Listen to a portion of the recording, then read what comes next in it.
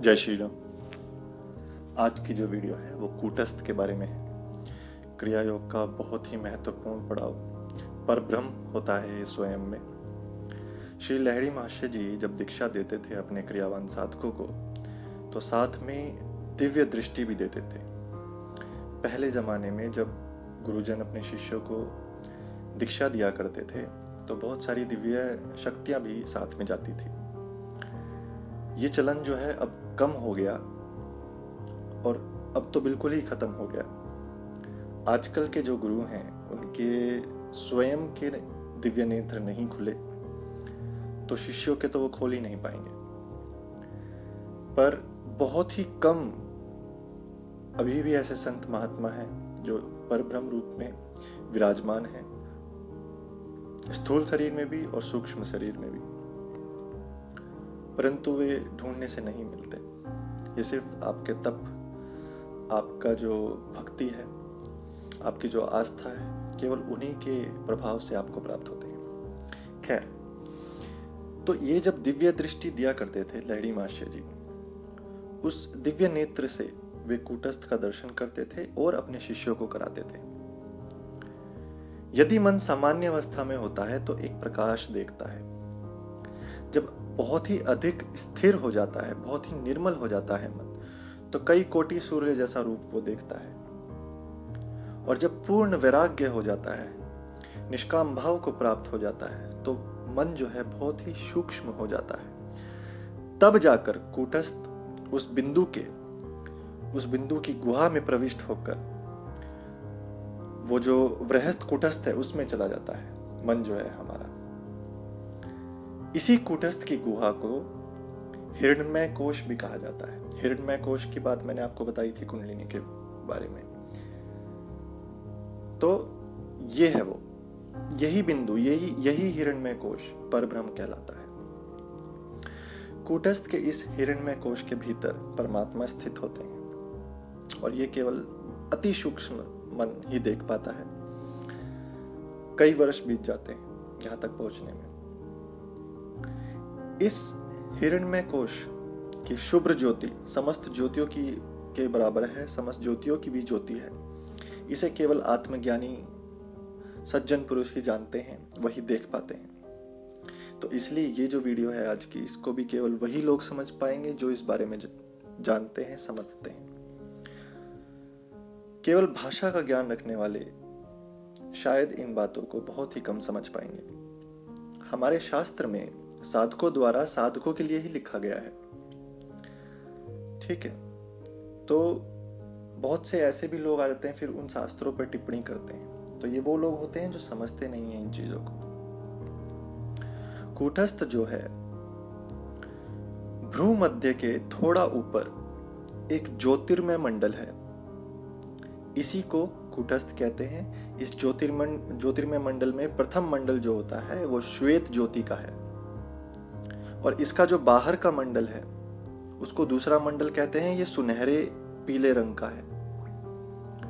तीसरा जो है वो गाढ़े नीले रंग का है, कभी कभी काले रंग का भी हो जाता है, बहुतों को काले रंग का भी दिखाई देता है। तो इस काली ज्योति, इस गाढ़े नीले रंग की ज्योति के भीतर एक शुभ्र वर्ण का शुक तारे जैसा बिंदु है। ये श्री लहरी महाशय जी ने इन ज्योतिर्मंडलों को वेदों के रूप में माना गया है। 3 तो वर्ण बता दिया आपको और एक चौथा बिंदु।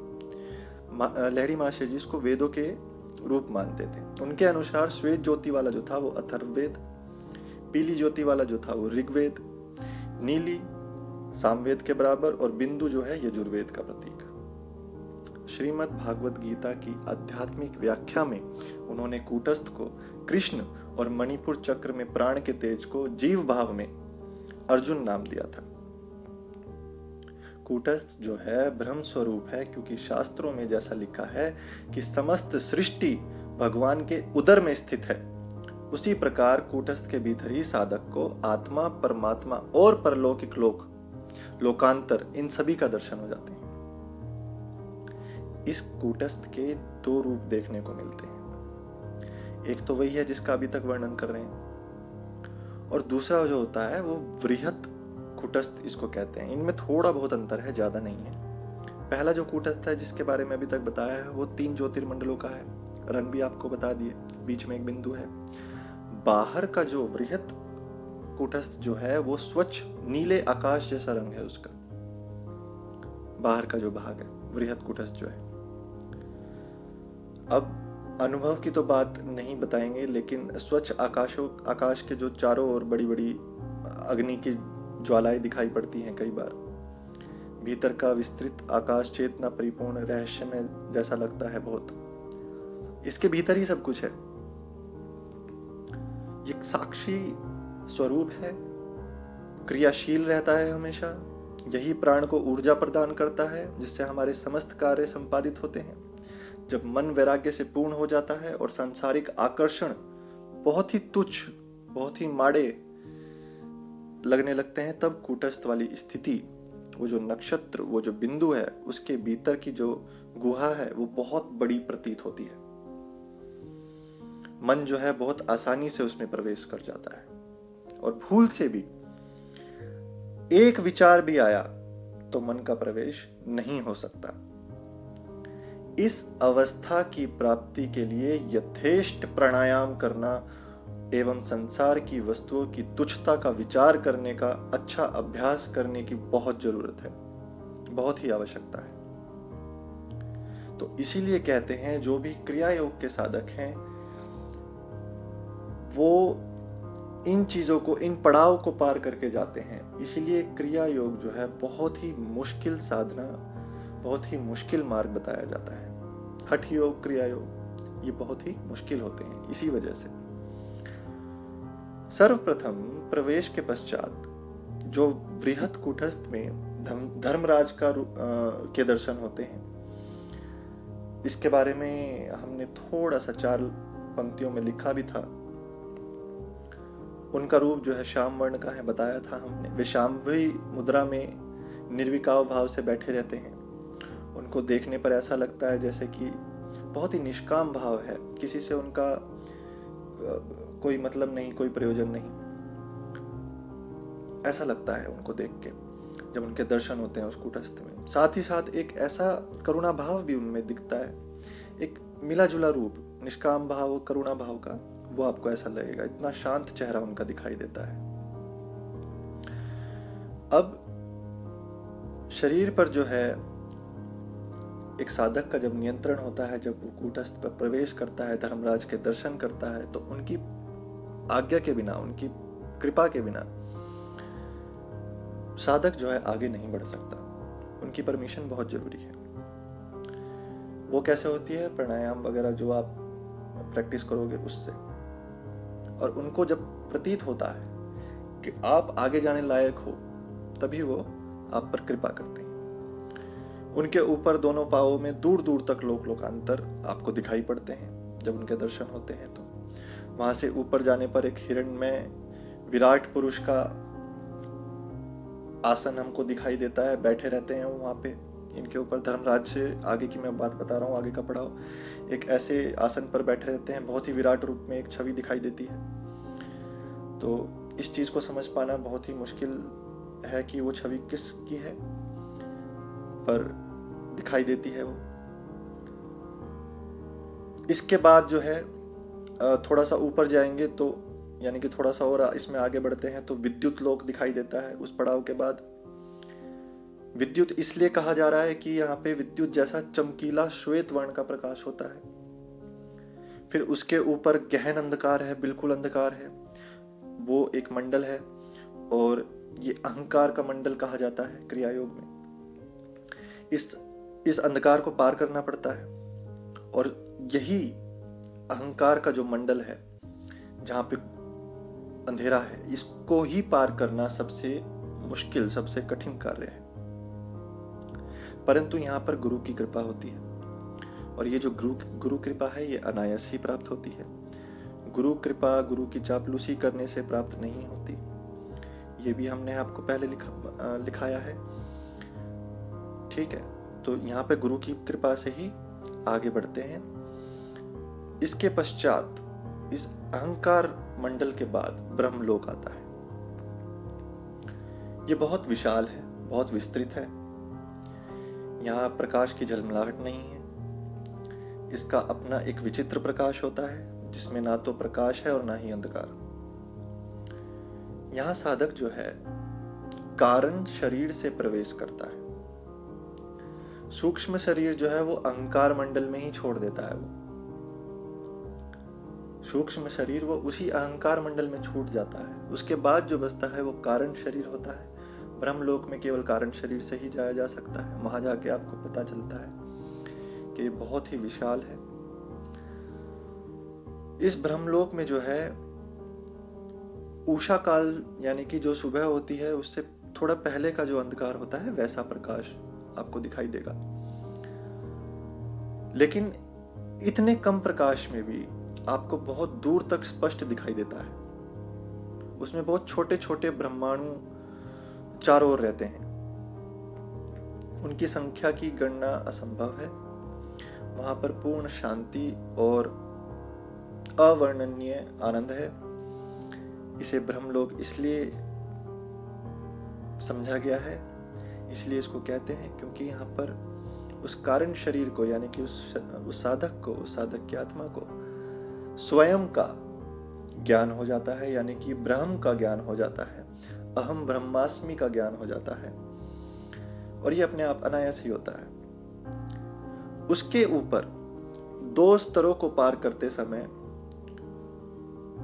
बोध होता है। सूक्ष्म से सूक्ष्मतर होते होते एक ऐसे मंडल में वो प्रवेश कर जाता है जहां आपको बोध ही नहीं रहता, यानी कि बोध जो है आपका वो ही समाप्त हो जाता है।